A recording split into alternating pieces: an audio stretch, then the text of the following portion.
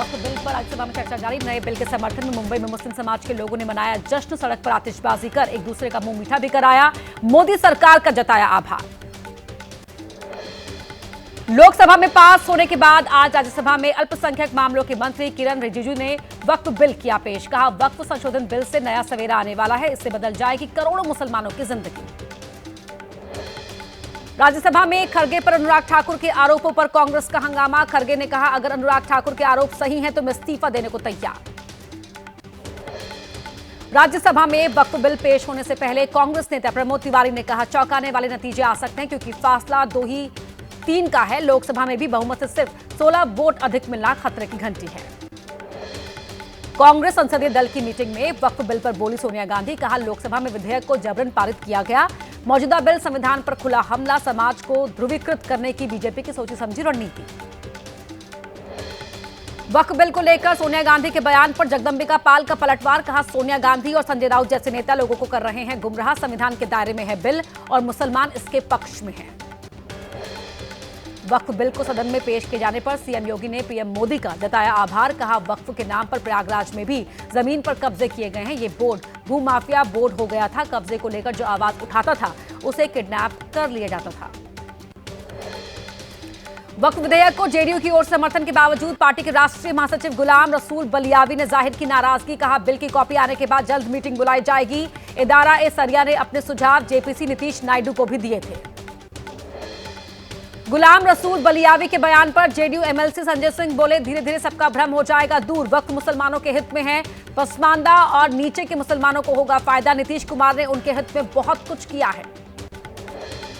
RJD नेता अब्दुल बारी सिद्दीकी ने जेडीयू में भगदड़ की जताई आशंका। कहा, सत्ता के लिए लोग नीतीश के साथ हैं। कुछ लोगों ने नीतीश को अपने वश में कर लिया है, वरना नीतीश कभी इसका समर्थन नहीं करते। इस विधेयक के कारण ही मोदी सरकार को जाना पड़ेगा।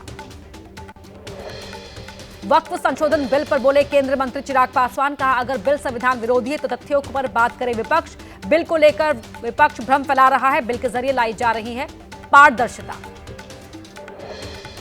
वक्फ अमेंडमेंट बिल के खिलाफ डीएमके। बिल के खिलाफ सुप्रीम कोर्ट जाएंगे एमके स्टालिन। हाथ पर काले बैज लगाकर डीएमके और गठबंधन के विधायकों ने बिल का किया विरोध। वक्फ बिल पर विपक्ष के विरोध को देखते हुए दिल्ली की जामा मस्जिद के आसपास बढ़ाई गई सुरक्षा। दिल्ली पुलिस के साथ साथ इलाके में पैरामिलिट्री जवानों की तैनाती। इलाके में चारों ओर लगा दिए गए barricades.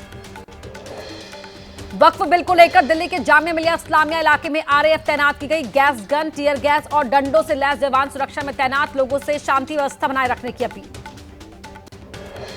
All India Muslim personal law board ने की विधेयक के विरोध की अपील। कहा, वक्फ संशोधन बिल का तब तक करे विरोध जब तक वापस न ले सरकार।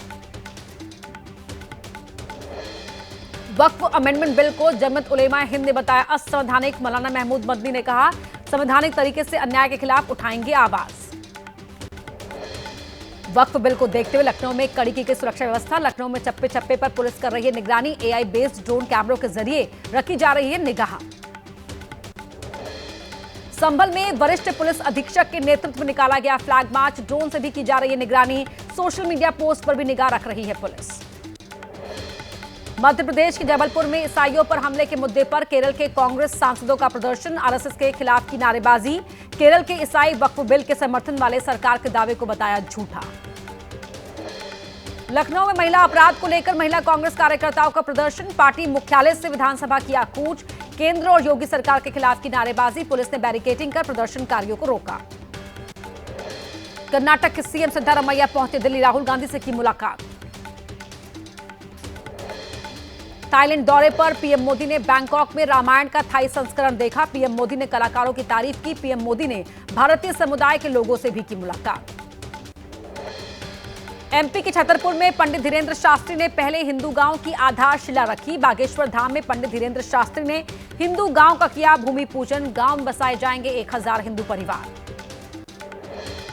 पंडित धीरेन्द्र शास्त्री ने देश को हिंदू राष्ट्र बनाने की मुहिम को बढ़ाया आगे। कहा, हिंदू राष्ट्र का सपना हिंदू घर से हुआ शुरू। हिंदू गांव से हिंदू जिला, फिर हिंदू राज्य के बाद ही हिंदू राष्ट्र की परिकल्पना होगी पूरी। गर्मी से पहले दिल्ली सरकार एक्टिव। मंत्री परवेश वर्मा ने वजीराबाद में मौजूद वाटर ट्रीटमेंट प्लांट का किया दौरा। निरीक्षण करने के बाद वाटर ट्रीटमेंट प्लांट का पानी भी पिया। कहा, दिल्ली सरकार की कोशिश है कि गर्मी के मौसम में भी दिल्ली वालों को मिले साफ पानी।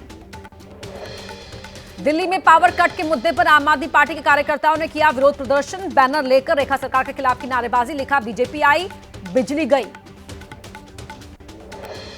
राजस्थान के भीलवाड़ा में संगम इंडिया कंपनी के कर्मचारियों का बोनस की मांग को लेकर हंगामा, मौके पर पहुंची पुलिस ने